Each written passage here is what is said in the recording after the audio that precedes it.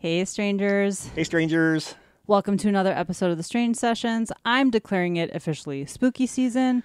My name is Krista. This is Kurt. He disagrees. I do. Why? It's September. Because it's not October yet. Almost it's gotta October. No, and it's like 85 degrees It today. is. It's gonna be That is like- not spooky season. Spooky season will be next episode. Felt good this morning, though. Oh, I want to...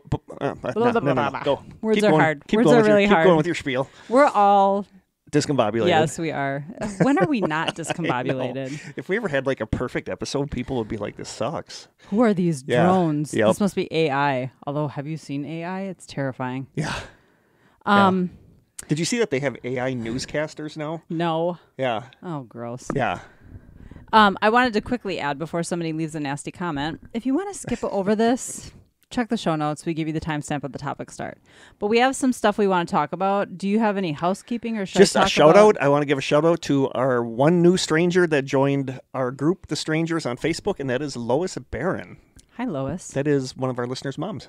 Oh, nice. Which is awesome. Oh, that's... Yeah, because they're going to send us a Okay. listener story, but that brings me into housekeeping. Okay. Is that with spooky season starting next month, our next episode is going to be another listener stories episode. I have My two favorite. of them. I know. I have two of them, but we need more, more than that. obviously. So whatever we get, we'll play or read. But then if we have extra time, I'll just read some Reddit stories that I copied and pasted because they were really good. You know what I mean? Like the spooky stories. Oh, people always come through. I know. People always do. I have two of them already.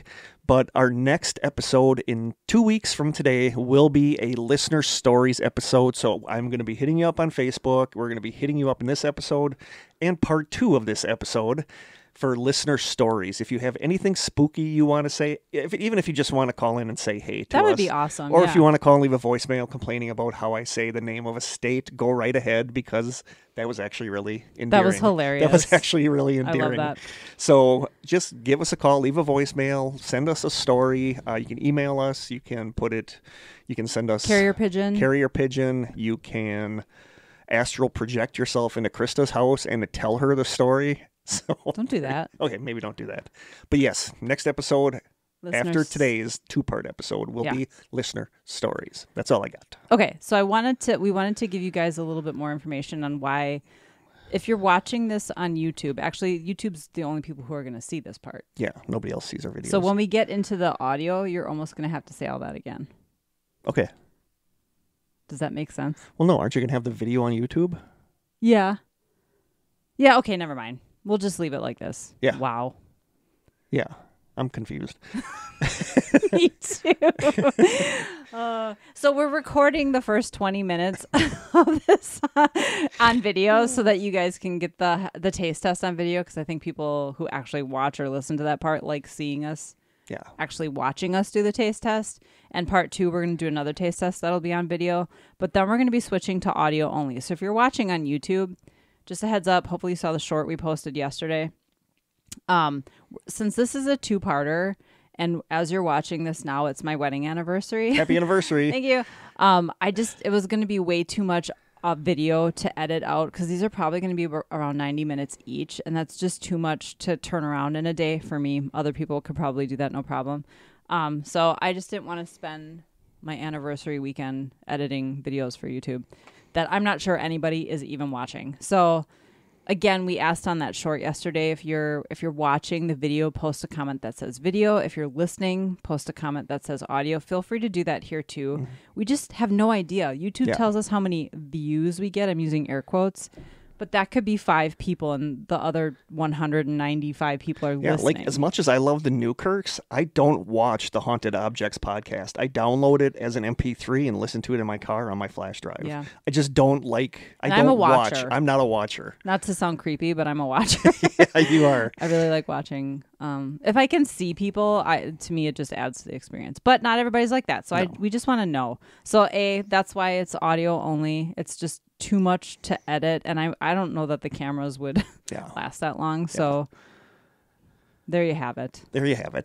Should we jump into the taste test? Yeah, let's do it. So we get this party started. I feel like I'm forgetting something really crucial, and I don't know what it is, but all I have is listener stories down for housekeeping. Okay. We did an investigation last weekend, but spoiler, nothing really happened. Yeah, what I said before, now I'm thinking about that makes no sense. Why would... Yeah, I was so confused when you said I had that. a very long week, you guys.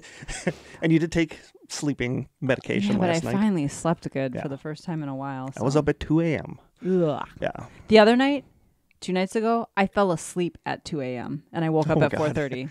I can guarantee you my apartment's not haunted because I'm up every morning at 2 or 3 a.m. and there's nothing spooky going on in there. That's funny. Jump into the taste test. This is from Michaela. We just realized there's way more in the box that she sent us. Yes. Thank you, Michaela. Here's a little gift thing that you can... Oh, what's this? Oh, cool. Okay, I gotta put my glasses on. Some swag from Salem. That's exciting. Okay, yes. Let's open this up. It looks really cool. Okay, we got some stickers. Paranormal. They're cats. Oh my God. Stop it. I love that. Entering Salem. I'll have to post pictures. You're never going to see these. Those are I don't so even know cute. why I try, but they're adorable. Okay. What is that? Hematite and red jasper. Red jasper. Ooh, I love crystals. Oh, so those are for courage.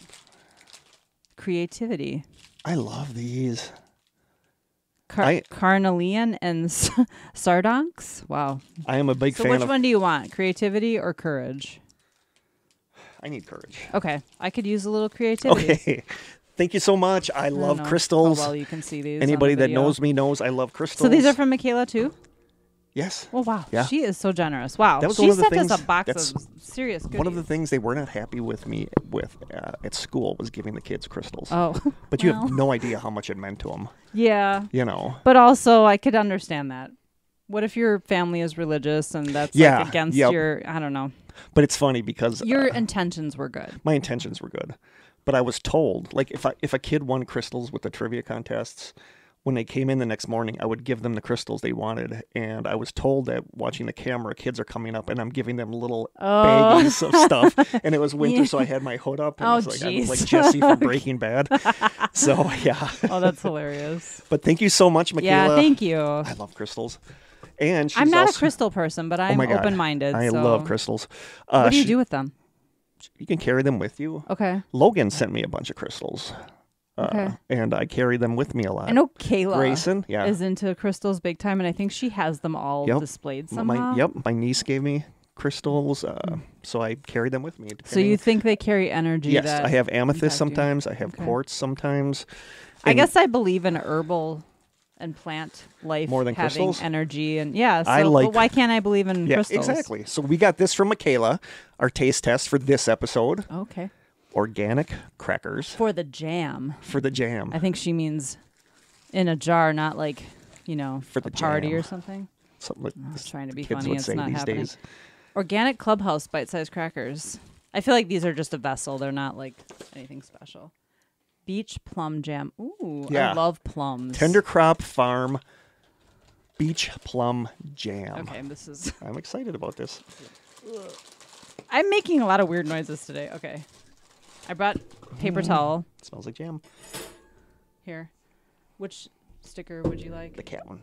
They're both cat ones. Oh, this one. Okay. I might put this on the laptop. I'm going to put mine on my laptop. I want to smell. Can't really get a whole ton of smell, but it smells jammy. Okay, I'm going to grab a cracker. You can grab a cracker. Or 5. I love jam. I do too. Well, I have to be in the mood for jam. Like, I'm not a sweet person in the morning, so I don't often use jam on toast, but I would eat it later in the day. Okay, ready? Wait, I should take a picture of that. Wow. It's like I've never done this before. It's really hard to maneuver around this microphone. Peach plum jam. Beach plum. Beach plum. I just added a fruit to it. Yeah, you did. Okay, let me do this real quick. Oh, God, don't slide off the knife. Perfect. Take a little picture of this, not with my password in the background. Classic Krista move. This classic Krista. Ready? Okay.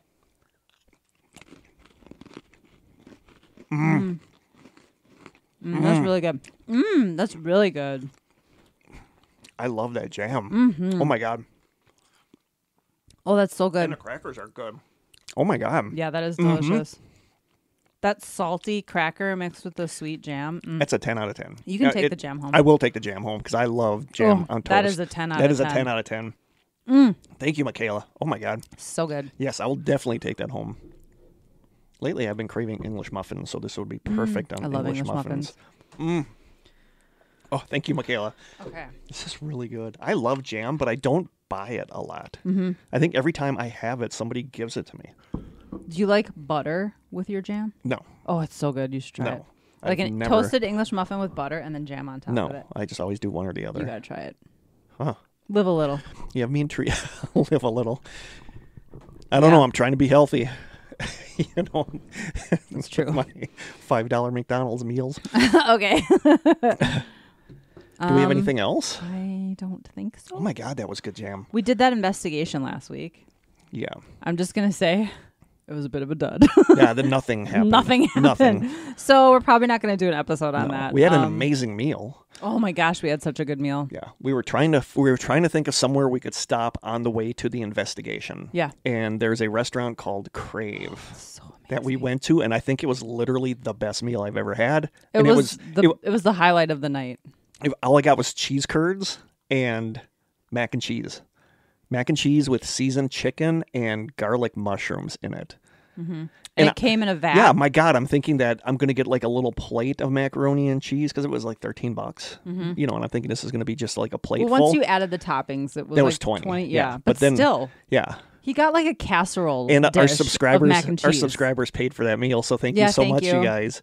And they brought it out in it was like literally a casserole dish. Yeah, it was insane. Like they just took it out of the oven, and it was, and then the waitress is like, you were like, do people actually eat this whole thing? No, I said, I'm going to eat this whole thing. Oh, yeah, I'm yeah. 100% going to eat this whole thing. And then I took like 2 or 3 spoonfuls, and it was way deeper than I expected. Yeah. And I'm like, oh my God, I don't even think I ate half of it. No, I ended up taking the rest home, and we asked the waitress, we're like, do people eat this whole thing?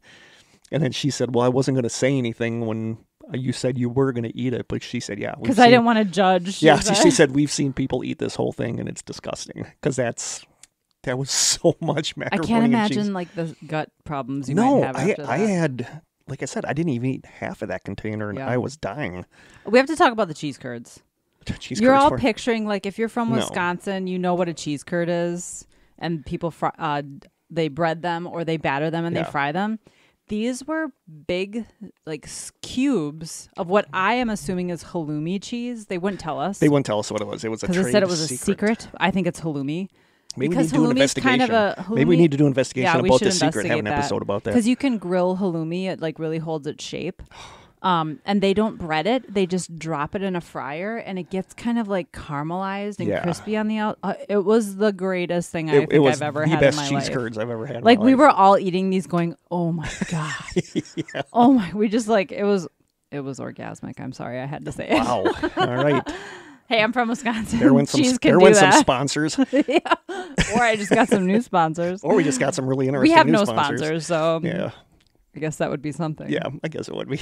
But no, it was so good. That was a highlight. It was cool doing an investigation, but it was just nothing. We got nothing. Yeah. You know, had some weird stuff with the REM pod, but we think that can just be... The Estes method was pretty cool. I feel like there were moments where it felt like we were having a conversation, but again, we didn't have anything to corroborate we had stuff. Stuff EVPs. Came through better for me at the school investigation than in the Estes we got method. EVPs there too. Yeah, we did.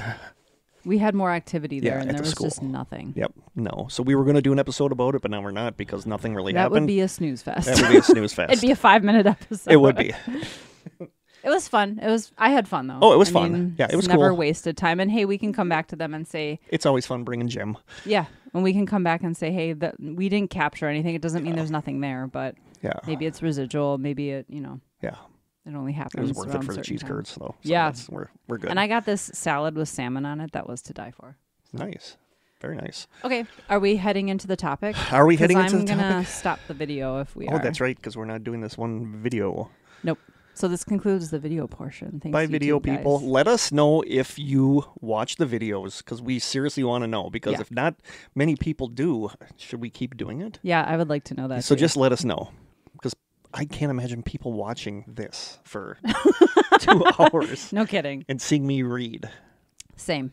You know, if we had like a dynamic one where somebody was filming and then it goes on you, goes on me, goes on whatever, a photo of whatever we're talking about, but it's not dynamic. It's just you and I on this side Well, of the table. I was doing that and people complained about it. Yeah. So it's like, I don't know what people want. Yeah.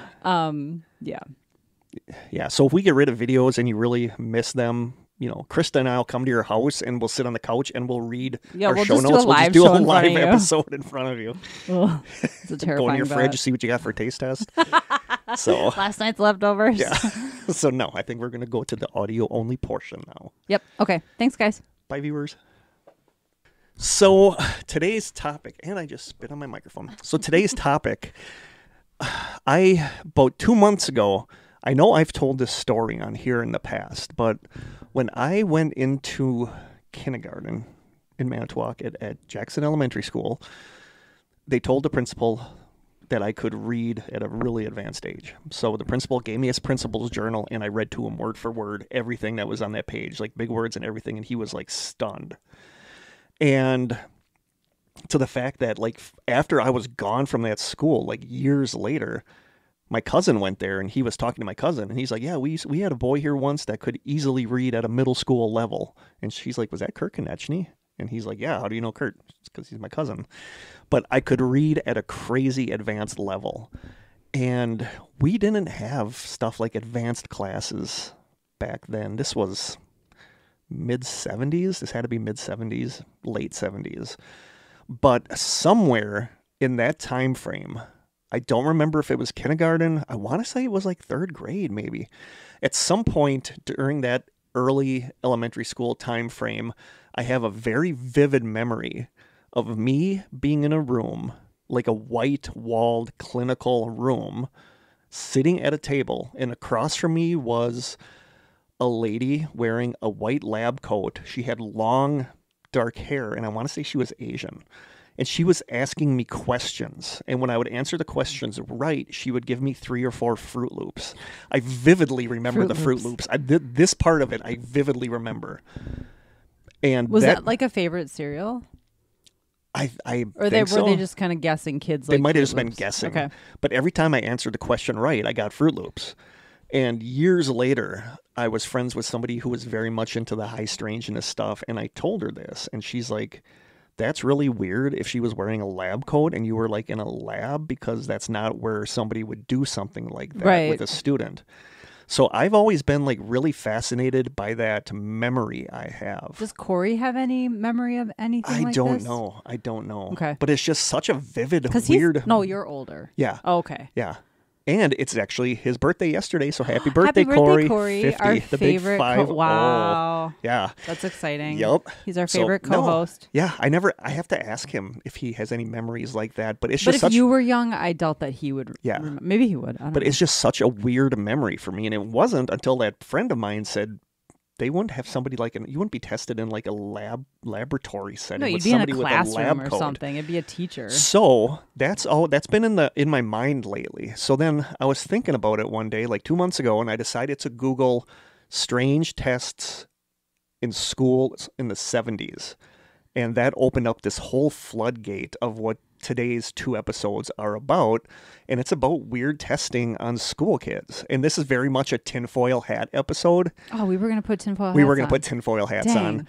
But we could do it for the theories. Theories? Yeah. Well, there's the theories. Spoiler, the next episode is going to be theories. And there's 18 of them, I believe, if not more. And they start from crazy to most plausible. And there are some crazy ones in there.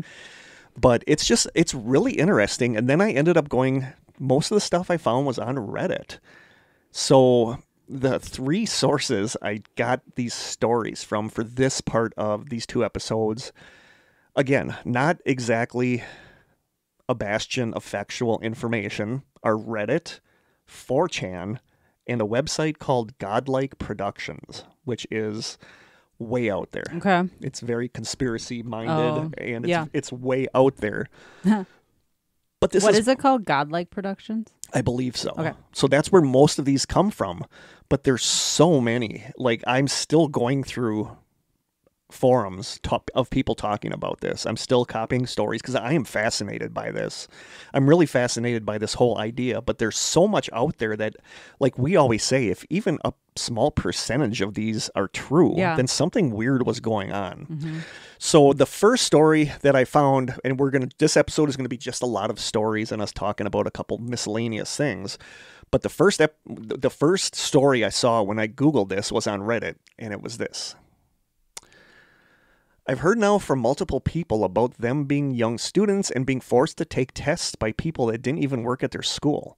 A lot of these seem to be tests for psychic abilities and various other odd questions that the kids would have no clue about. I have a vague recollection of taking one of these tests. All I can remember was an alert over the loudspeaker from the principal calling for an assembly. This would have been around 1994 through 1996. I can't remember much, but I do remember the whole elementary school sitting together while a man showed us slides on a projector. All I can remember are shapes being flashed on the screen. I vaguely remember we then had to go one by one to an office and answer questions.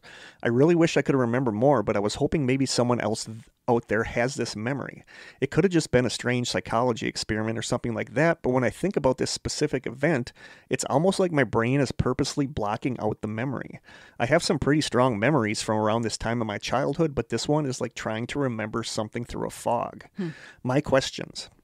Why does no one seem to completely remember all these tests? Was this done by the school, the government, the state, or some private company? If done by a private company, were they paying the schools to do these tests? What was done with the data they collected on us by either private companies or the government? Were these just studies that were done for education advancement or something else? So that was the first one that I read that started me down this whole rabbit hole journey. Okay. But before we really dive into that stuff, we need to look at the GATE program, which is also called the TAG program. And the GATE stands for Gifted and Talented Education. Okay. And this is still very much a thing. Like some of our listeners were part of the GATE, when you get pulled out and taken to another class. So sometimes it's called TAG for talented and gifted. Sometimes it's called GATE, and some schools called it completely different things. But this comes from Wikipedia. Gifted education dates back thousands of years. Plato advocated providing specialized education for intellectually gifted young men and women. In China's Tang dynasty, child prodigies were summoned to the imperial court for specialized education. Throughout the Renaissance, those who exhibited creative talent in art, architecture, and literature were supported by both the government and private patrons.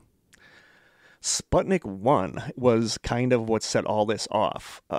An unforeseen result of the launch of the Sputnik satellite by the Soviet Union was the immediate emphasis on education for students in the United States, and this settled the question whether or not the federal government should get involved in public education at all. What's the connection between Sputnik and education? When that happened, like, people were just like completely shocked that the Soviet Union had beat us into space with a satellite. Okay. And that's what made the government be like, dude, like, we need to step it up. We need to step it up, because otherwise Russia's going to beat us in all the technological advances. Other countries are going to. It was a huge panic when Sputnik went up. Okay. Like, we were freaked out that we weren't the first to go to put a satellite up for the space race. So that was when the government is like, no, we need to step in and get people educated. The National Defense Education Act, or the NDEA, was passed by Congress in 1958 with $1 billion to bolster science, math, and technology. That's in quite public. A difference. That is. $100 billion's a lot. Wow. $1 billion to bolster science, math, and technology in public education.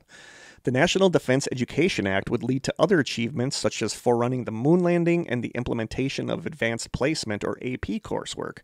Educators immediately pushed to identify gifted students and to serve them in schools. Gifted education, also known as Gifted and Talented Education, or GATE, or Talented and Gifted Programs, TAG, or G&T education, is a sort of education used for children who have been identified as being gifted or talented. The main approaches to gifted education are enrichment and acceleration. An enrichment program teaches additional, deeper material, but keeps the student progressing through the curriculum at the same rate as the other students. For example, after the gifted students have completed the normal work in the curriculum, an enrichment program might provide them with additional information about a subject, which makes perfect sense. An acceleration program advances the students through the standard curriculum faster than normal, and this is normally done by having the students skip 1 to 2 grades. I don't know if I ever knew anybody that skipped ahead a grade. Being gifted and talented usually means being able to score in the top percentile on IQ exams. The percentage of students selected varies, generally with 10% or fewer being selected for gifted education programs. However, for a child to have a distinct gifted ability, he or she is expected to score in the top 1% of students. That's crazy. Like, IQ tests are another thing that we could almost maybe do a whole side session about, because IQ tests are kind of fascinating. I took one a long time ago because I wanted to try to get into Mensa, which you need a genius IQ for. And I think I needed a score of 140, and I got 137. So I missed it by like 3 IQ points, which stinks. But that was back when I was done with college. Now I'm probably nowhere near that smart. I don't think it's about your knowledge, though, right? No, well, the IQ test is about your creativity and how good. That's the thing, is that like I'm very good at solving puzzles, and I feel like that's almost what the IQ test kind of was. Like I don't know, like that's a whole topic to get into. Is intelligence, like what is intelligence? Is it the ability to just remember something? Is it the ability to remember something? Is it the ability to and are they tailored to people's age and what they could have been exposed to? Yeah. Like a child wouldn't know how to do complex math problems or stuff like that. No. But if they'd never been exposed to it. And the fact that I read at such a young age was we all attribute to Sesame Street, because I was addicted to Sesame Street and I just loved it. Yeah. And but I also feel like that's something you're just born with. Like you're just born with this gene that lets you... You have that apprehension. Not apprehension, comprehension. Yeah, I have apprehension too. I have a lot of apprehension. But yeah, so it's just... And I don't think we really get into it in this, but the whole idea of... There's a lot of controversy about identifying kids as being gifted or talented, because then it hits them harder when they don't achieve their goals, and sometimes it gives them a messiah complex where they think they are better than other people. So there's a whole lot of controversy in that. Or they just feel like they're never living up to expectations. Yeah. Yep. In Identifying Gifted Children, a Practical Guide, Susan K. Johnson explains that gifted children all exhibit the potential for high performance in the areas included in the United States federal definition of gifted and talented students, which says, quote, "The term gifted and talented, when used in respect to students, children, or youth, means those who show evidence of high performance capabilities in areas such as intellectual, creative, artistic, or leadership capacity, or in specific academic fields, and who require services or activities not ordinarily provided by the school in order to fully develop such capabilities." So it's not just smarts, it's creativity and leadership, with leadership being in there kind of surprised me, In 1983, the result of an 18-month-long study of secondary students was published as A Nation at Risk, and claimed that students in the United States were no longer receiving superior education and, in fact, could not compete with students from other developed countries in many academic exercises. One of the recommendations the book made was to increase services to gifted education programs, citing curriculum enrichment or acceleration specifically.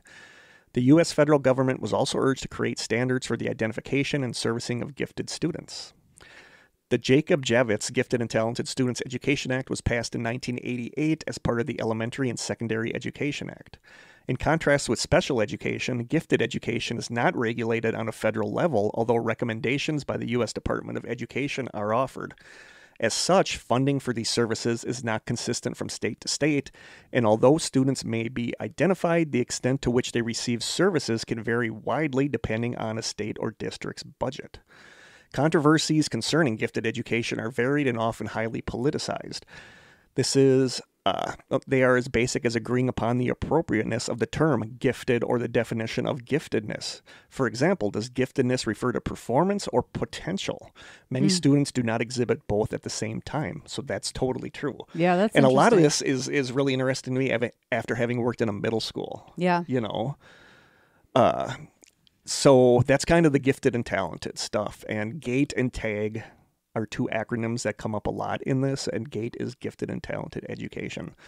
And it's interesting that the GATE stuff wasn't really regulated on a federal level, which kind of means people could do what they want, and that's kind of where some of this weirdness stuff comes in. But first, before we jump into some of these weird stories, I was going to save this one for the end, but I'm putting it first because this is really important, I feel.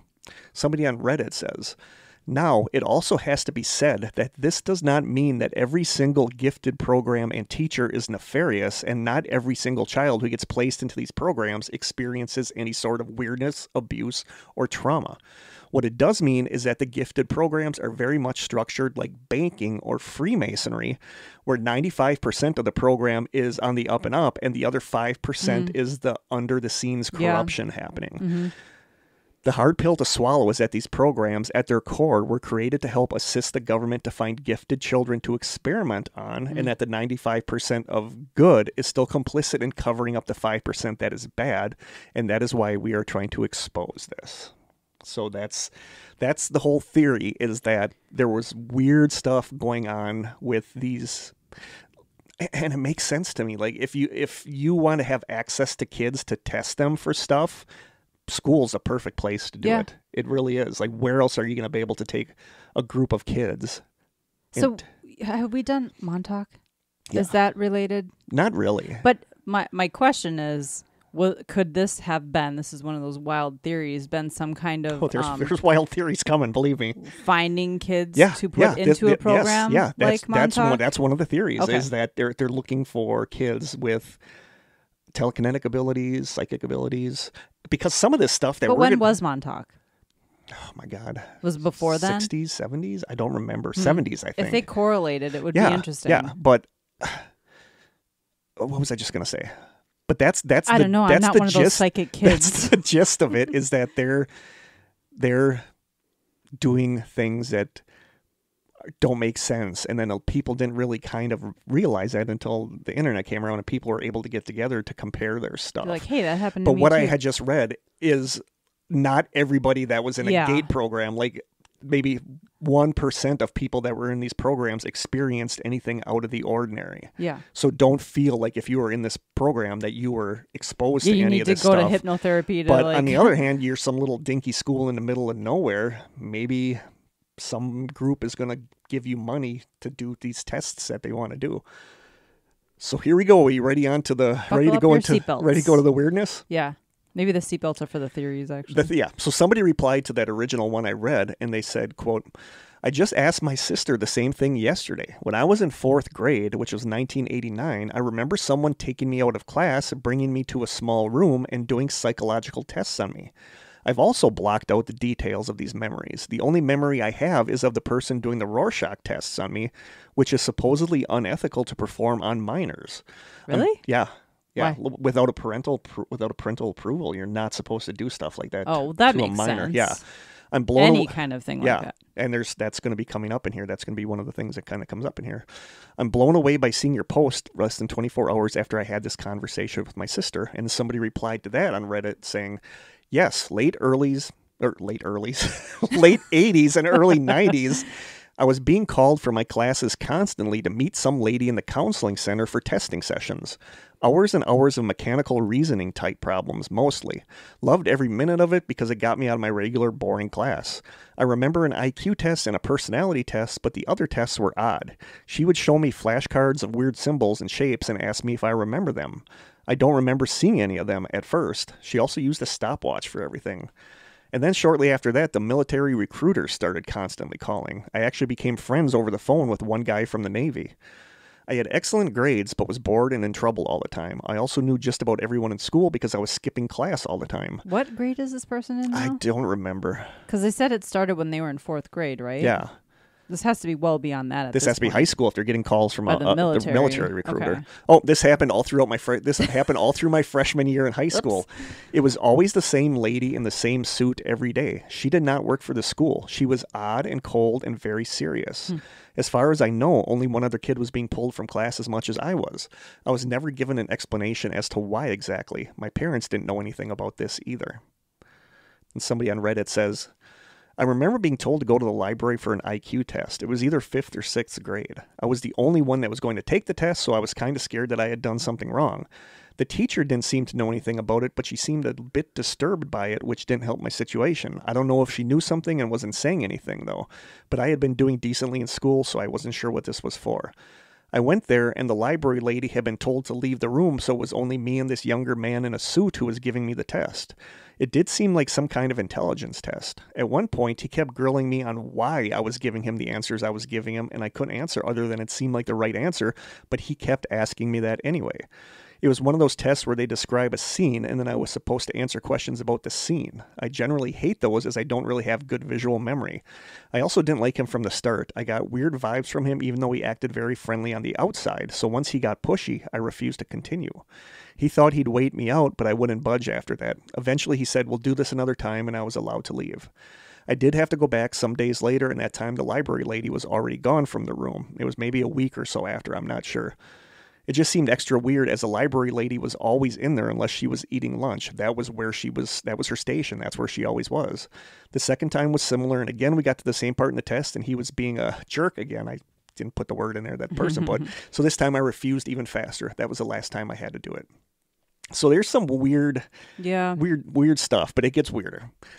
When I was in 3rd grade, I was part of this thing I can't remember the name of, where twice a week, me and a few other kids, it wasn't average kids either. It was kids at the top of the class or kids that were at the bottom of the class, would go into a classroom while all the other kids went to PE or the library or music or whatever. And I thought you were going to say when they went to pee. No, PE, physical gym, when they went to gym.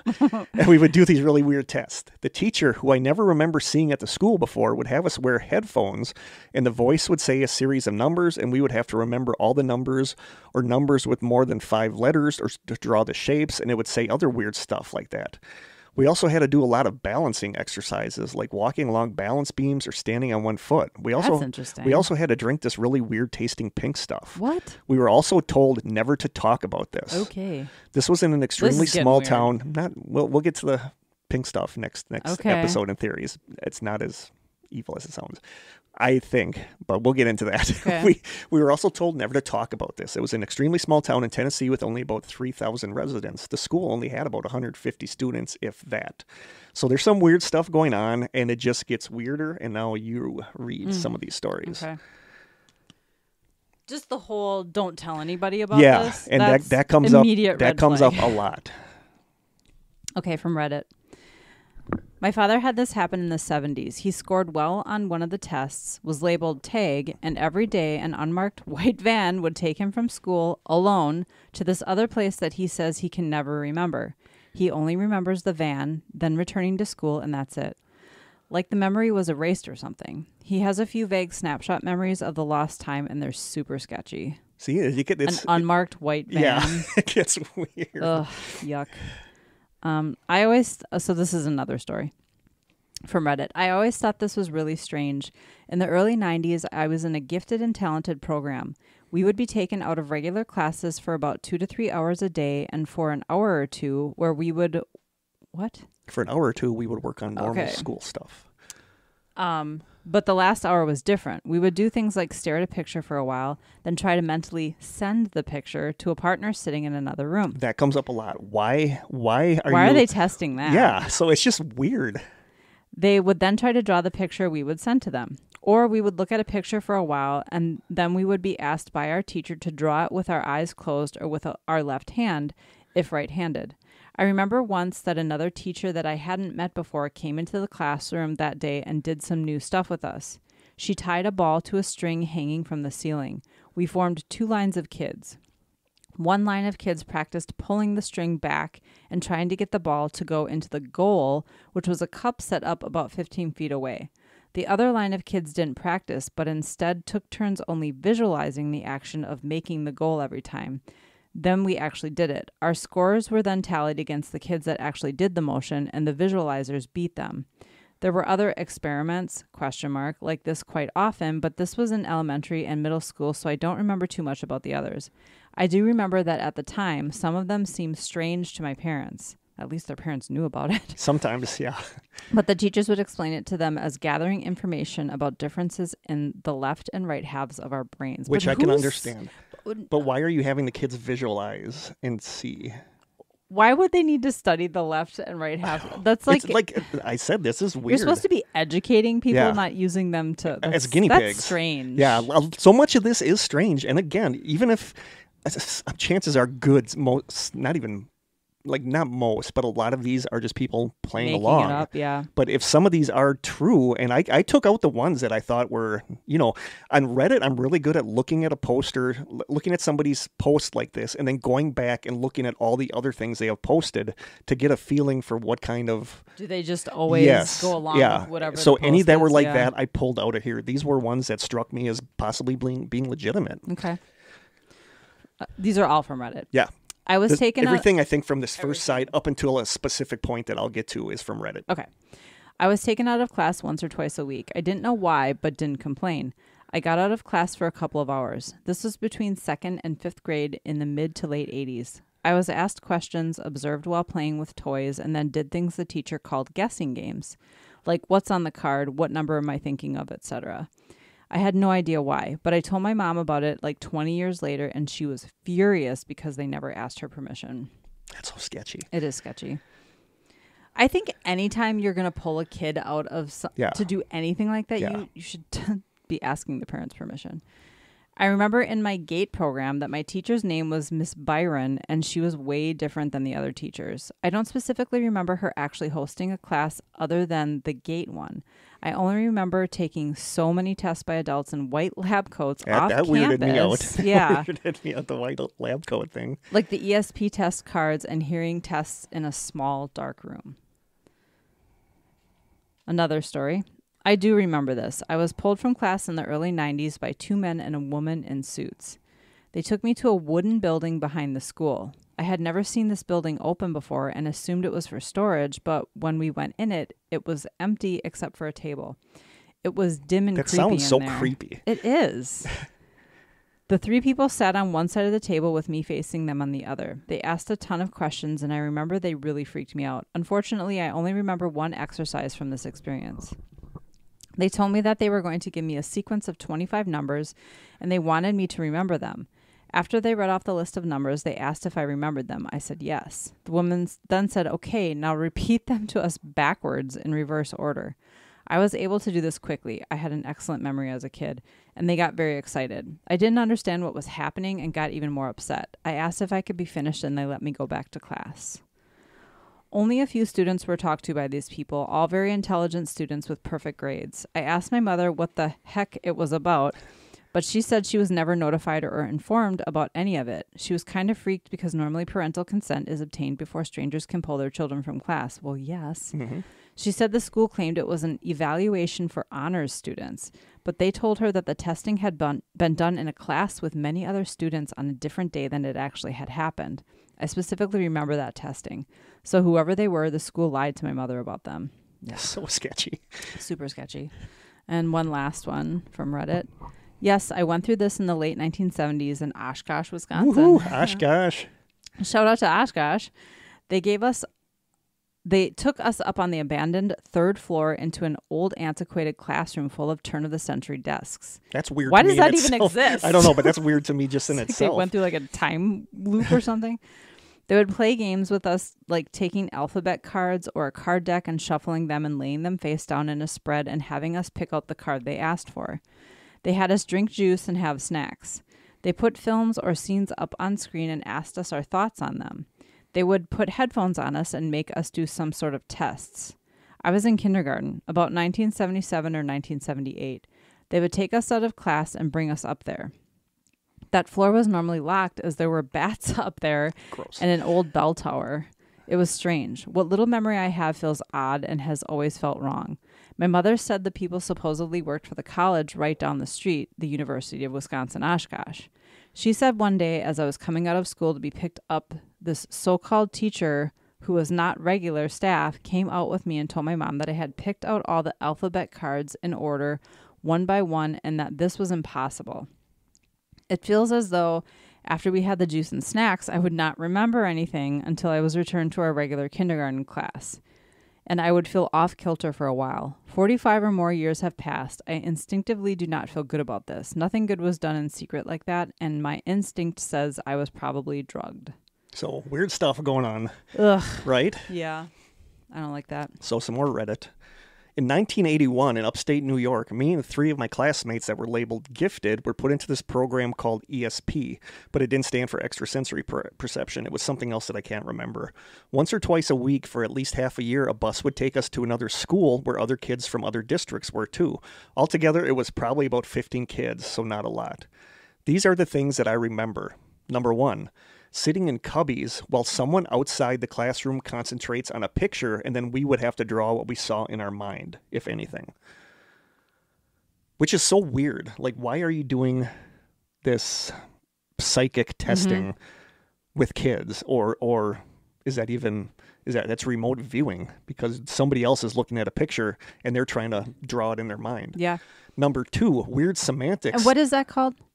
Remote viewing? Remote viewing. Yeah, remote viewing. Number 2, weird semantic stuff. Like, I remember we were given sentences to read all together in unison, and we had to repeat it several times. One of these had us saying the phrase, quote, "It is possible we will go to Mars one day, but it isn't probable." And we had to repeat that phrase over and over and over. It's so weird. What? Number 3. Like, what would the purpose of that be? I don't know. Number 3, the thing with the ESP cards. And these are the Zener cards. Okay. The wavy lines. Oh, yeah. The symbols. So many of the people said that they did testing with those ESP cards in this thing, which is just so weird. It is weird. Number 3, the thing with the ESP cards, trying to figure out what the cards were without looking. Number 4, lots of talk about the future and activities centered around that. Number 5, weird hearing tests with big headphones. Number 6, word, logic, and other types of puzzles. Number 7, building stuff out of toothpicks and garbage, like making a futuristic city. Number 8, practicing moving stuff with our minds, but obviously not actually moving it. It was more like a thought experiment maybe, and we talked about it after. Number 9, lots of talk of outer space, the new vision of the world, and what the new world would be like. Number 10, guessing of numbers and statistics stuff. Number 11, remote viewing. Number 12, lots of talk about UFOs and other topics considered to be metaphysical. At the end of this, the group went and met with other groups from the state at this giant thing where we displayed our futuristic cities and ate snacks and drank soda, and that was it. It was all over in one day. I should point out that I had extreme trauma as a kid, as did the 3 others I was with. We were all super smart, but we were messed up, hyper, wild, and inappropriate. In retrospect, it almost feels like our horrible family life was a criteria for being in this program. It was a husband-wife team, and the wife constantly carried this clipboard and wrote stuff down. I think they both had perms and both had doctorates in psychology.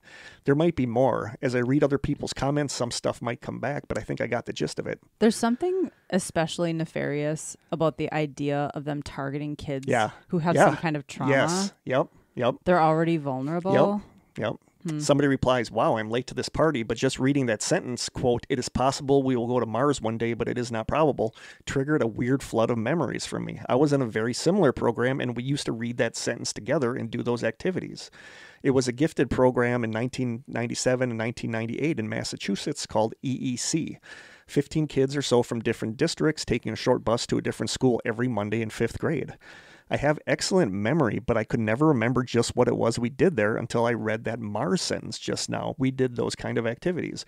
And it's funny because the woman who ran it had a perm, which was odd in 97, and she was always carrying a clipboard and always taking notes on us. I could feel that she didn't like me. I was a quiet kid, but I questioned what we were doing, and I got a really bad vibe from her. Her name was Mrs. Fall, and occasionally another woman came in named Mrs. Winter, which is so weird. Not real names. No, I'm blown away just remembering all of this suddenly. Thank you for sharing. Somebody else writes, "I know I was in some program. I wasn't sure if it was GATE. We met in the school library, and the room was darkened. We all had to close our eyes and listen to audio. I have no idea what the audio was, but it was very strange because they played it, and the next thing you know, I'm at recess. The rest is blank." I need to interrupt this broadcast for an important question. Would you like anything from Starbucks? No, thank you. Are you sure? Positive. Because Jim's bringing me something. Tell him thank you, though. Sure. Okay. Somebody else writes, I was in some kind of G&T program in elementary school. It was me and a few other kids. We were IQ tested and given puzzles to do. The room had windows, but the windows were all covered with tissue paper so that no one could see in or out. And this is a huge commonality in people's stories, is that the windows are covered with paper and you cannot see out of the windows. That's a huge commonality. Just to like eliminate distractions or Possibly. something? That's one of the biggest commonalities. Or so that nobody can see what's going on. That's one of the theories, I do remember doing some kind of game with Zener cards. Not sure if it was ESP testing or just a memory game. Have we ever done that? No. It'd be fun to experiment. Yeah, it would be. With. It would be. Somebody else writes, in first grade, I was put into a GATE program, was put in a classroom with about a dozen other kids. I distinctly remember that the windows were covered at all times, and we were paired off and given the ESP cards. One kid would draw a card, and his partner had to guess what was drawn. Some kids were removed after that test, and I apparently passed. The next test was that one of the teachers would write down a number and put it in a manila envelope, and I had to guess what the number was. I apparently failed that one and was removed from the class after that. It's so weird. It's like, what are they doing? Yeah. What does this have I just can't think of some educational purpose for this. No. Somebody else on Reddit says, I remember the Zener cards. I remember weird audio, blindfolds, darkened room, and having to drink a pink liquid from a plastic cup at the end of it. I can't wait to hear what and that's then somebody about. else replies, the liquid was bubblegum flavored, right? Why does this feel like it's jogging a memory for me? Somebody else on Reddit writes, in all capital letters, my mom freaked out when she figured out I was being taken somewhere without her permission. I was told not to tell my mother that I was being taken to a, quote, special class. She didn't want me separated by the other kids, and she was pissed when she found out I was being taken to gifted classes, which was more of just like a weird room with tests on patterns and stuff. When I got older, I told her about this person asking me very weird questions and playing music that made me sleepy in a room that they brought me to during school hours. Does anyone else remember a room with a red chair? Something my mom never wanted to mention was that they later asked her if they could take me for an entire year to another state to, quote, analyze and observe and test me. Okay. Somebody replies... A year? Yeah. Somebody replies, the room with the red chair was called, quote, the scream room. I remember a teacher asking me vocabulary words and then telling me to, quote, think better and repeat the definition. The definitions I initially gave were 100% correct, and she would say they were wrong, and then she would record my response. I remember overhearing her saying, quote, yeah, she's tough to break, but she's easy to make cry. She's a freak, to the other, quote, teacher outside the room. Oh, my God. They wore pantsuits and fatigues. They called it, quote, the college, but it was a part of the school that no one else went to. So now your turn. Yuck. See, there's some weird... You see why I got so interested in this? Because Yeah. there's some weird stuff going on. Okay. I remember specifically one of the, quote, tests. They tried to gaslight me. They would ask me questions, like a math question, and despite myself knowing 100% that the answer I gave was correct, they would ask me in a very coercive tone if I was sure, as if to say I was wrong. It was almost like they were checking if I could be swayed against what I know to be true. I don't know, but that one always sat weird with me. And for those curious, no, I never cast doubt on my answers, which seemed to disturb the interviewers. And there were psychological tests done where they did stuff like this to try to see if the other person would back down and start to believe that they were wrong when they knew they were right. But even if that's what this was, you should not be doing it on children. Yeah. So, yeah. And what would the purpose of that be? Just a part of a psychological, like a college psychology class might be doing tests on the kids, which still isn't right. But it especially feels without like like a parent's permission. It feels like they would want to know if you were suitable for something in the future. And we'll get into that Okay. we'll get into that in the next episode with the theories. Next story. I remember nothing from the program except for rooms that looked like a dimly lit animal shelter and something about a weird chalk-like substance. It followed me into adulthood. I'm currently what people refer to as a, quote, targeted individual, gang stalking. Mm-hmm. No one believes me except for my spouse since he's noticed the pattern. Guys, if you are into gang stalking, We or did if an you're curious episode. to know what that's We about. did an episode that about was gang such stalking. a fascinating episode, Yep. too. Another story. I remember the hearing tone tests. Didn't all of us kids go through hearing tone tests, though? Yes, Okay. but some people believe that the test that they did with the headphones was different from the hearing test. Flashcards and tons of tests and the projectors, although I don't remember what we were watching on them. One day there was this room I was brought in while blindfolded. There's a red flag. Yeah, like, you don't blindfolded. blindfold kids. No. It had double pane glass in front of me. I couldn't see who was behind it observing. This woman sat me in a chair and removed the blindfold and told me not to look behind me and don't play with the toys, then left the room. She came back with a clipboard and wrote down a bunch of stuff and took me out of the room. I don't remember how I got there or anything after I left that room. Well, didn't they just say that they remember being walked in there, though? Anyway, I probably wasn't supposed to remember that, but I was just sitting there after my mom passed away thinking about things from my childhood and memories we had together, and then this all came back to me. The next person says, this was in kindergarten for me in the 90s. We had people come to the school. It was for an eye test. They set up a projector and everyone wrote down what they saw. Eventually it got so small on the screen there was nothing but a little dot. But they kept saying, just guess. Supposedly, I was the best in my class. I got to do the test again with other kids who did well. After a while, I didn't even look at the projection and just wrote what I wanted to. They said I was the best in the school. That's so weird. Yeah. That's like psychic. That's like weird psychic It's totally. stuff. Later, I got called in with my parents. Well, at least they're including the parents now. Yeah. The guy who was running the tests asked my parents if they could work with me on testing for psychic ability, something about human capabilities, and how science was important. I was on board. My mom was too. My dad refused due to religion and how unusually mighty brain powers are, quote, of the devil. Thanks, Dad, I guess. No, I say thanks, Dad. Yeah, definitely. I mean, if you're an adult and you're consenting to these That's things, one that's thing. Different. But if you're in elementary school or middle school, Yeah. I mean, who knows if there was like some kind of brainwashing? to any of my students that are listening, nothing weird happened to you at school. If I would have got any weird vibes, like one of the things that comes up a lot in Well, these. you don't know that though. Yeah, I do. What about before you came there? Well, while I was there, but one of these things that comes up a lot in these stories I don't really have in here is a lot of these people said that they were taken to a class for speech therapy. It was quote speech therapy. Okay. I had to bring students for speech therapy, and then 15 minutes later I ended up walking past that room. What do you think was going on in the room? Speech therapy. Yeah. So there was nothing like, I don't think they could do this stuff now because everything is there's cameras everywhere. Everything is so monitored. Back in the 70s, 80s, 90s, it was pretty loosey-goosey and there were no cameras. You could get away with doing stuff like this. These days, you absolutely can't because everything is so monitored. Mm-hmm. I think there are exceptions to that, but yeah, I think for the majority of people, that's true. Look at you. You're being kind of a conspiracy. Well, I don't think you can ever say never. No, but if you're at a small school in little Podunk, Wisconsin that has 100 kids, maybe they don't have cameras, maybe something could be done there. Mm-hmm. But I just know for a fact nothing weird was done when I was at school. New post, I wasn't in GATE because I didn't have high enough math scores to qualify, but came close. However, I did get some strange tests and always seemed to get watched by certain school administrators. I also had a number of times where fellow students literally read my thoughts exactly and vice versa. There was also an occasion where, while eating lunch, I saw pieces of cotton candy insulation shooting out of a vent on the wall. That's so weird. I have no idea what that means. Most of the other kids ate it, so it must have been cotton candy. I didn't, though. I was one of the only people who remembered that event.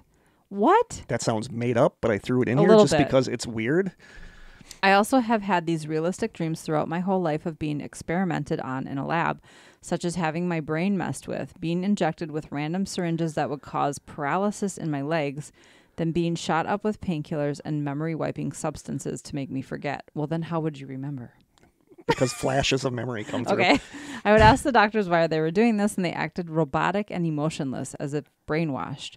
They didn't know why either. These dreams are unsettling. Sometimes I wonder if it was real. I put this in there because they were dreams. I put this in there because a lot of people that said they had these weird memories also had weird dreams of being examined, like in a room like that. Reply to this post was, all very similar for me. I reread this 3 times. Your words legit could be mine. Though for me, it wasn't cotton candy from a vent. It was pudding given out to all but me, as I was sent to the office as class messenger. The rest, though, who knows what happened after they ate it. Were you also watched outside of school, approached, etc.? Did these things carry over into adulthood? A reply to this. I've had a couple dreams like you described. The robotic like people in white coats and my brain hooked up to something. It was pumping my head with painful vibrations or electric currents or something. It was like I shouldn't have been awake, but I was. Woke up with a terrible headache. It was so realistic. I wonder if it was a flashback type thing. Was also in the gifted program in elementary school. And replied to this. It's really strange that most of us who do not have the ability to recall most of what happened to us while we were in this program.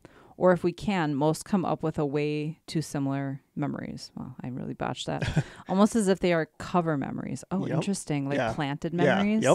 Yep. Okay. So now we jump to 4chan. 4chan, do you know anything about 4chan? Nope. There is a documentary about it, I think on Tubi, and I watched it. It was actually really good. Like 4chan is interesting. It's like, imagine a Reddit where everybody's anonymous and it's not really monitored. Yeah. Sounds like chaos. It is chaos, but it's also, they're also the ones that Does it still exist? yeah. Okay. They were the ones that were anonymous, that group that was doing stuff. Anonymous. And the documentary about it was so cool because when Anonymous started going after Scientology, it's like half of the people wanted to go for good causes, and the other half said, no, 4chan's about chaos, about organized chaos, so we're going to go for good and bad. You know, so it was a really good documentary. Like, it was fascinating. But Can you post, is there a way you could post a link to that on the I think, Stranger I think so. So now on 4chan, this showed up. Somebody had been reading all of these threads and taking notes on everything. So this person writes, my theory, gifted and talented education in America in the 90s and early 2000s was run by a government agency. Then they write, GATE, gifted and talented education. It's a part of the American system. Basically, kids are put through a screening test around grades 3 or 4, and some are selected by the results of the test to go into separate classes, sometimes separate schools, for a day or so each week. Going through all of these, a few similarities about us became apparent as the threads naturally evolved, and here are some of the commonalities that this guy puts down. Blue eyes. Hazel seems equally common. This is a big one. Occipital bun, which is also called a math bump on the back of a person's skull. Some people have a occipital bun and some don't. Where is it? I don't know. Okay. I started guessing I don't started have one. researching it, but it weirded me out. Like, I don't like that. Okay. I don't know. There was something about that freaked me out, so I didn't look into it too much. An occipital bun, also called an occipital spur, occipital knob, Chignon hook, or Inyon hook, is a prominent bulge or projection of the occipital bone at the back of the skull. The true purpose of this occipital bun has not yet been defined. However, some studies have found possible evolutionary purposes. So most of the people that were in this gifted and talented had that. I have to look it up. Go on. What's weird is that this brought back a total memory for me where somebody said that when you were in elementary school in the 70s, they tested you for lice or scoliosis. Okay. And they said now, after reading that, everything made sense to them because he said when they would check you for lice, all they did was run a hand down the back of your head. And that is, and That's he said, not how you check for no, lice. and he said it was like they were looking to see if you had this bump on the back of your skull. So that is another one of the commonalities, is an occipital bun. Oh, interesting. Yeah. So here, like this guy. Yeah, see, and I don't like, there's something about that There's something alien about that. that freaks me out. Yeah, I do not have that. But it's weird because when they said that, I'm like, oh my God, I remember people just running their hand through the back, down the back of my head, like supposedly lice or scoliosis.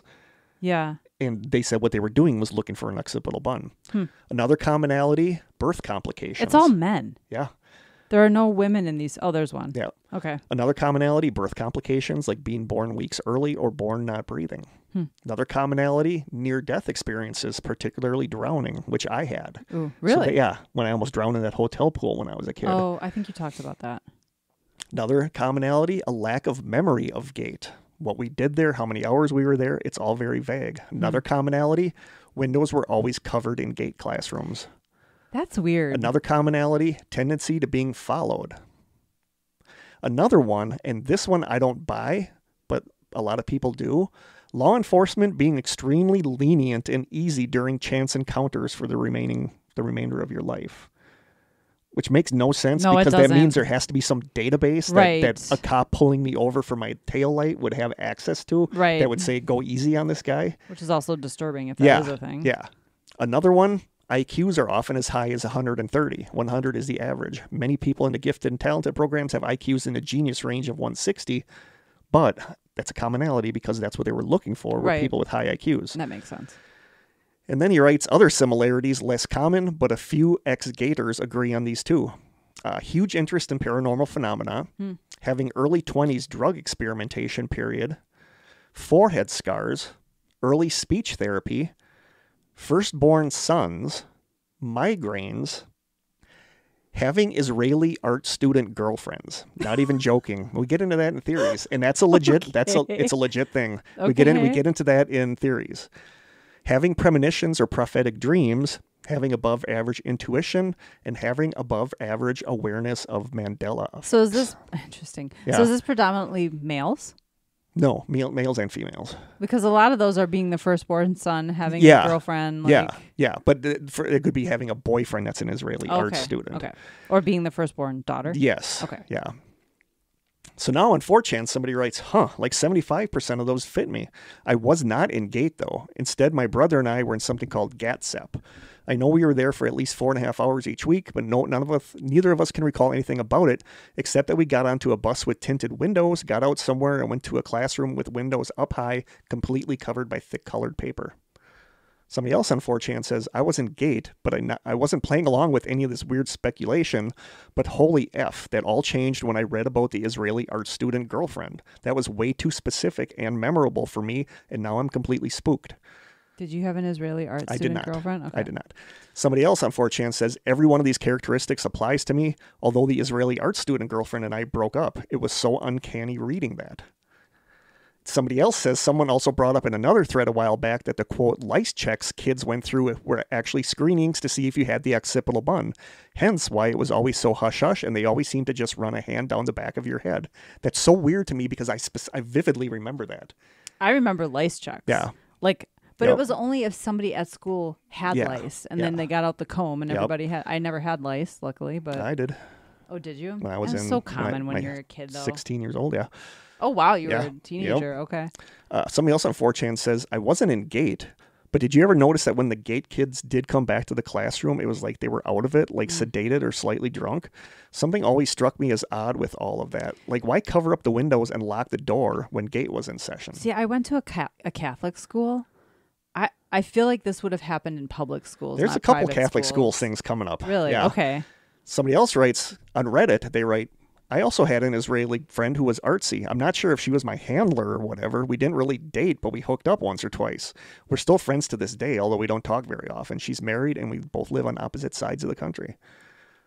Somebody else on 4chan says, I was in GATE all throughout elementary school. I don't remember much about it except for being there every Wednesday. We were sent to a portable. I don't know what that is. I'm guessing a portable shed? Yeah, or it could have been like Yeah. a trailer or something. We were like sent that. to a portable, and that's about all I can remember. What we did in there is just a fog to me. I remember doing an IQ test and having to write something on a chalkboard every time I entered the portable. The portable didn't have any windows except one, and it was very small up near the roof of the portable and was covered by a small curtain, and this room was always kept colder than the rest of the school. There was no clock, which I remember drove me crazy because you always lost track of time in the room. What felt like forever was only in reality 10 minutes. The teacher was nice. However, something weird I found out, or didn't find out rather, was that my GATE teacher was named Christine Jose. She had a son that was a bit special in the head and was everywhere I went. He even sat and ate lunch with my group of elementary school friends who I still hang out with today. I asked my friends recently if they remember Mrs. Jose and her son Chris. None of them recall a Chris or Christine Jose. I also remember one time some man who we were told was very important, but I don't remember why or what his name was, came to our portable. He told us that we were the future of this country and we should make a point to try to be better than our classmates outside of GATE. That's all I remember. Somebody on 4chan says, holy F, this makes me feel weird. When I was younger, I was in and out of random classes. The first were regarding a speech impediment, but I specifically remember GATE. In order to spin some perspective, I grew up in Buffalo, New York. Actually, more specifically, I grew up in Hamburg, New York.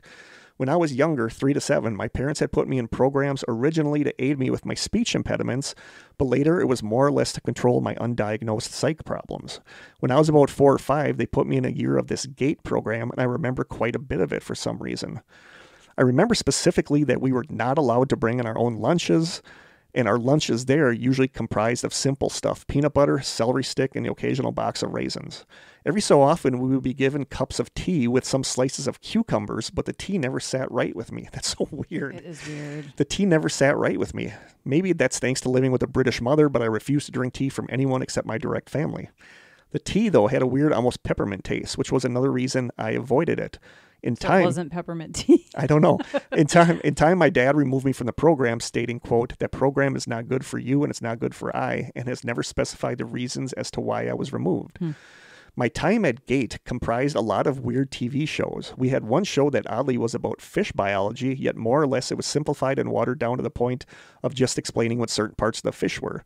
Other times we had instances of practicing arts and crafts, but that stuff was always geared towards making things from books like rainbow fish.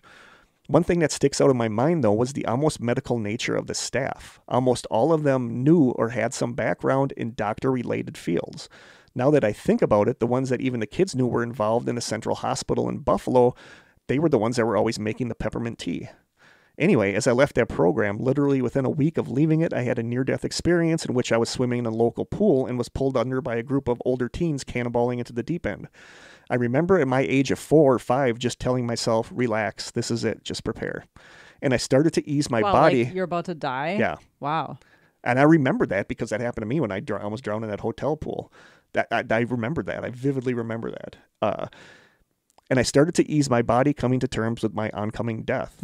While I was slowly letting out air bubbles, I saw this old woman walk up to the side of the pool in a colonial dress, and for some reason, even though I didn't know who the hell she was, I felt relieved.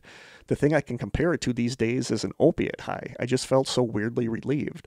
The lady pulled me out of the water and simply said to me, quote, "Things that must not be must never occur," and set me onto the side of the pool. I passed out and was probably out for 3 or 4 minutes before someone finally found me drooling water out of my mouth and they shook me awake. After that day, I would never swim again. I turned 13 before I even attempted to go into a pool again, but that still shakes me to this day. The thing is, though, everyone I asked about the old lady, I asked who she was because I wanted to thank her, said that no old lady had been at the pool that day. That's so weird. If that's true, creepy. that's true, that's creepy. But also she saved his life. Yeah, this keeps me awake Or at her night life. because I have no physical answers. In time, though, I guess it'll become more apparent to me what happened. Throughout my school years after, I would constantly be taken away from my classes in order to do what was considered mini-gate. Like they would physically pull me out of my classrooms to a much more silent part of the school and would resume the teachings that they were doing inside of the original class. From time to time, they would also take me out into the fields around the school and let me break wood boards. That's weird. I never understood that, and it still confuses me to this day. Okay. One thing that was really weird, though, was that in regards to that exact thing, was that when we were finished, they would bring in one of the ladies from the gate group, and she would measure my hands before letting me go. That's weird. It strikes me as so weird as why this would happen. You live and get over it, I guess. Throughout the majority of my post-gate years, though, I've been contacted several times by random people on the telephone who talk to me about the GATE program. They'll ask me about my current education, how I'm doing, and just weird random life questions. I've never personally seen any external group looking for me, but I certainly know that some records are kept on me out of interest. I'm not sure why, though. I lived an average life from 16 to 21, so most information stayed the same, to be honest with you. And somebody responded to that saying, quote, "They were never educating us. We were being studied." Mm-hmm. So now your turn. Just pointing out the time. Okay, we're getting there. All right, from 4chan. I just wanted to mention my experiences as well. I was also in GATE for a while. I don't remember much about it, but the more I think back, the details that others here had strike me as eerily similar. To be totally honest, I'm completely spooked out. There really might be something here. A couple things I do remember. GATE building was separate from the rest of the classes. I remember the windows also being covered in some way. It's so weird. Why is that such a specific thing? Is that in the theories at all? Not really. Okay. I mean, the only theory I can think of, one of the ones I read, I didn't put in here, but one of the kids pulled back the paper and looked outside and just got jacked up for doing that, like really badly. So it's really weird to me. I think it shows up in like one of the really crazy weird theories, but I think it's just that they didn't want anybody to see what they were doing. That, and I'm sure it was kids look out windows. But it's such a specific thing. Yeah. Like it had a kind of weird vibe to it since it kind of dim without it was kind of dim without the natural lighting. I also don't remember what we ate, but I do remember we would eat stuff from time to time. One other commenter mentioned cucumbers, and for some reason that seemed very, very just so familiar bizarre to me. Who gives school kids cucumbers? Right. I mean, is it an easy place to put drugs in? Granola Like something parents? into? Probably you not. know? I was also given lots of testing, IQ testing, psychological testing, aptitude testing, all kinds of tests. Other people mentioned ESP card testing, probably Zener cards, and after reading that, I swear they tested me for that too. It's a whole other subject, but I've also been more psychically sensitive than, psychically? Sensitive than most people I've met, and I've also had many of these same sort of premonition type dreams and a lot of synchronicities like other people have mentioned. Oh, nobody else has talked about synchronicities. Other people have. I just didn't put everything in here. There's so many threads about this. From Reddit. See, I have very vague memories of something like this. I know I was an incredibly bright child. That is until my parents threw me into a Catholic school where all the light and love was sucked out of my very soul, and I was punished for actually smiling too much. Everything I did was a no-no. They literally broke my soul. That sounds like a Catholic school. I just want to say, though, I had a wonderful experience in Catholic school. Yeah. It was actually a very loving, Catholic schools get a bad rap. They really do get a bad rap. No, it used to be different, though. They used to give the old... Oh, yeah. You know, you can't rap students upside the head with a ruler anymore and stuff like that. Well, even in my childhood, I'm sure there were people my age who had horrible experiences in Catholic school. But when I switched to public school, that was a bad experience for me because I came from this loving, nurturing environment and was now in public school. Yeah. The odd thing is, just before I switched to Catholic schools in third grade, a very strange business-like woman came to visit the class and took me out of the room. So many people describe a woman in a suit. Yeah, like business-like. Yeah. Men in suits, women in suits. And teachers did not wear suits. No. Only me. She tested me on what I now understand to have probably been ESP cards. She showed me very abstract things, and the tests were odd, strange. I was very distracted and felt very uncomfortable with her. It was as if I could feel her emotions/feelings judging me, scrutinizing me, staring at me carefully. I didn't put a lot of effort into it deliberately as a result. I remember her discerning eyebrows and discontent towards me while looking at me disapprovingly. She then set me back into the class. I remember feeling that I had failed and did something wrong. It wasn't a nice thing. Looking back on it, I've often wondered if she was testing for ESP abilities or the like for the government. I just don't know why I was targeted out of the classroom, whereas the other children were not taken aside to take the test. And someone replies to this.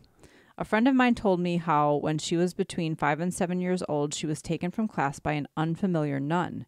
In fact, the new nun had just arrived at the Catholic school accompanied by a man and a woman who wore civilian clothes who had just recently turned up at the school. The, quote, nun took my friend to a classroom she had never been in before. It was more of a storage area they were using to set up their equipment for whatever they were doing. When my friend went into the room, the civilian man and woman were waiting by a chair and had some sort of equipment. They asked her to sit on the chair, and then the man placed some sort of helmet-like thing on her head that had wires attached and said she would hear some beeps, and she had to tap on the helmet where she thought the beep was coming from. My friend asked how she would know, but they didn't say anything. They continued with the test, and my friend did as she was told, and she tried to point where she thought the beep was coming from on the helmet. All the while, the three newcomers studied her intensely. At one point, the nun turned to the man and asked, "Is she?" And he shook his head no. The nun then walked my friend to the door, and my friend asked the nun if she could send anyone else up for their test, but the nun shook her head and smiled, saying that wouldn't be necessary, and there was no need for her to tell her parents about this. That's the stuff that really bothers me, is the don't tell your parents about this. Strangelings, anytime someone says don't tell your parents, you know there's nothing good going on. There's absolutely nothing good going on with that. That was the last she saw of the trio. She says it was very unsettling at the time, and as she got older, she realized how strange it truly was. See, there's some weird stuff going on in these. Another person says, after leaving my comment, I messaged a friend on Facebook because she went to the same elementary school as I did, and she was in the same program. That's how we became friends. When she responds, she might jog my memory some more or have other memories I can share. Someone replies to this saying, so my friend, it's her. It's her replying, or he or she. So my friend, I don't know why you get like a weird sense that it's I just assumed it was a she. Yeah, I did too, and I don't know why. I don't know why either. So my friend messaged me back. She doesn't remember any of it. I told her that we met in that class because we were in different classrooms otherwise. She doesn't remember that either. Maybe it's because her friend is a girl. I told her when we met again in middle school of how she told me she had graduated from the program in 6th grade, and that I am sure of her saying it because I was jealous that she got to keep going when I had to move to a school where they didn't have it. And she just said, I honestly have no idea what you're talking about, Shannon. Okay, it is a girl. Yes, it is a girl. Or Shannon no, could be a guy. Shannon I went could be to a guy. school with a guy Yep. named Shannon. Yep. Are you sure it wasn't someone else? So I have no idea either. I really thought she would remember, but I'm 100% certain we were in that class together. We sat next to each other. We made fun of the male teacher because he sneezed all the time. And we loved the female teacher because she used to call us Miss. Or Ms.? Ms. And then use our last names. And it made us feel grown up at 7/8, 9 years old, however old we were. I asked my mom today when I saw her, and she doesn't know anything about what went on in the class since it happened during school hours, but she recalls me being in it since she said she had to sign a bunch of waivers, as she called them. So at least she knew. At least that mom knew about it. Reply to this. Oh, that's weird. Honestly, it's kind of frightening how many people barely recall that they were in those classes and what happened there. Another odd thing. Why would your mom have to sign waivers for something that was deemed a quote This class? is the thing. Like I can see both of those people being, that's nefarious. That either you have to sign a waiver, it's like what's going on in there, and if you don't tell the parents to sign a waiver, it's like that's not right either. I'd like to know what that waiver said. I don't know, but it's like you can't win either way with the waiver thing because it's going to be suspicious either way. Yeah, I agree. So I don't put a lot of, but the parents being specifically, but like the specific don't tell your parents about this freaks me out. Yeah. And one last one. I was in TAG, Talented and Gifted, growing up through the 80s. Honestly, thanks to reading discussions here, the whole thing now weirds me out precisely because I don't have concrete memories of what we did. I'm on the spectrum and I have very focused, very vivid memories starting at age 2 to 3. I can tell you long and specific memories from every other additional class or obligation I had throughout elementary school. Speech therapy in the early grades, chorus and band in the later grades. But TAG, nada. I do not remember the sound tests others have mentioned here, listening to tones, but I do not even correlate that with TAG, except that we were sound tested in the school library and TAG lessons were in the library. I know that from my elementary school yearbooks. Okay, one impression more than a memory as such would be 1986 to 87. Sitting watching a projector screen film in the elementary school library, open windows to my right, and being told we would forget what we were seeing. That creeps me out. Why were the windows open? That's a total contradiction to everything else. A part of my mind was rebelling, but there was also a strange sleepy overlay to it. Does this maybe ring a bell for anyone else? That's so weird. Very weird. Okay, we're almost done. I got a couple more stories for you. Okay. So from Reddit. I used to attend primary school in the United States. In one such school, I was taken from the class by a teacher, removed from the other students, and led into an office on the other side of the school. There, I was to have a, quote, interview with a strange woman psychologist, probably in her 40s. Now that I think about it, she had a weird vibe to her, very subtle, but it was there. Back when I was a child, I immediately took a dislike to her. I intuitively sensed that she was an evil lady. I was removed from that classroom on more than one occasion. I was led to her office several times. The first few times she pretended to try to be my friend, like she was asking me typical questions that kids ask each other, like what kids ask each other when they want to be your friends, like what's your name, what are your hobbies, what are your favorite foods, how do you like school? She played chess with me, apparently allowing me to win every time. I won multiple times when playing against her. She also offered me candy, saying, but I refused, saying that I wasn't hungry. I thought that she was maybe trying to secretly poison me or something. After the first few sessions, she quickly dropped the friendly and outgoing facade, and it became an interrogation. She turned off the lights and covered the windows. Then she asked me lots of personal questions, like, do your parents fight? Why are you living in this city? Where did you live previously? And she was always trying to pull as much information out of me as possible, like trying to expand and ask the details, why or how, whenever I gave her an answer. So it became kind of a hidden battle of wills, with her trying to get more information out of me, and me trying to compose my answers to her questions in such a compact and to the point way that she won't have any chance to grab onto any part of the answer to expand it. This all ended when my parents removed me from that school. Somebody else on Reddit writes, this thread is totally weirding me out. I was apparently tested and was selected. I was put into a program starting in the 4th grade. Once a week or so, a few of us were led to another isolated, quote, classroom. In that room, we were asked strange questions and told strange stories, and we read strange books, asked our opinions over and over, and we took what the teacher called, quote, talking naps. I don't know what a talking nap is, but that doesn't sound like anything good. I was given a book about world leaders and asked about the world leaders over and over, what I thought about them, and they would ask us about what other books we liked, but really intense one-on-one sessions about the subject matter of the books. We would sometimes skip the first recess if the sessions lasted, rejoining the class just after lunch. We were also given a special card that read Whiz Kid. This child is recognized as mentally gifted and is to be attended to by select staff. All reports must be given only to select staff. That's weird. I wonder if a talking nap is more like a guided meditation. That's almost what it sounds like. Or hypnosis. Yeah, that's what it sounds like. It's weird to me that they had this tag that said Whiz Kid and all reports about the student must only be given to the selected staff. Yeah, that's weird. The lady in charge of us was not regular school staff. She'd show up for this and then she would always leave right after. I really don't remember much more. I went on to double STEM. That is science, technology, engineering, and math. And that comes up interestingly in the next part in theories, which is something that I never knew, but we still do STEM today at school. I still have my card that says WizKid. Somebody else on Reddit, this is the last one, writes, in third grade, I was pulled off to the side of class by two strangers in suits, a man and a woman. My teacher was expecting them. They asked me to do various things while the three of us sat on the floor in a side pocket of that classroom. One of the things was something like molding clay with my thumb, but another one was lying on the floor, Superman pose, arm and legs in the air with my belly on the ground for as long as I could. They were friendly, but they had a weird analytical vibe. I don't remember what else. My class was going on as usual, but kids were watching me too. My teacher didn't tell me anything. I wasn't and still am not diagnosed with anything. I did well in school, but didn't stand out. In third grade, I particularly do remember having all A's and one B. My parents refused to talk about what went on that day. I never saw it happen to another kid, and I never saw those two people again. So there you go. There's some weird stuff. Yeah. Yeah. So you see why I got so fascinated with this? I'm like, what is going on? Something super sketch. Something super sketchy is going on. And again, in our next part that will be released today, right after this episode, I have at least 18 theories ranging from nuttier than squirrel poop to plausible. Okay. So what do you think? What do you think? I think there's something to it for sure.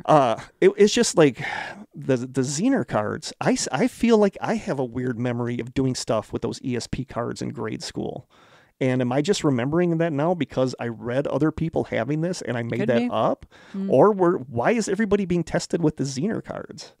Why are the windows all closed? Why are people being taken to different schools? Why are people being told not to tell their parents?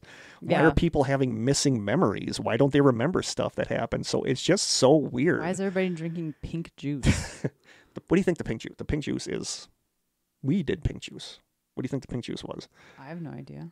I don't remember drinking pink juice as a kid. I do. I remember drinking stuff. The pink juice is not nefarious, but other people say that they remember.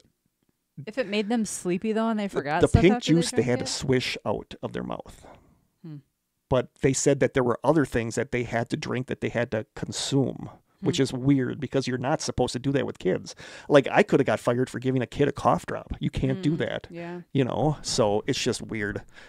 So there you go. So stay tuned for part 2 of this gate and gifted and talented weirdness where we talk about the theories. But right now I have my song choice. I only have one song choice for both of these episodes. Okay. This song popped in my head this week and it will not leave. And it's just one of those songs that I just love. Somebody on YouTube writes, one of those incredibly rare songs that's just universally loved, no matter language or culture.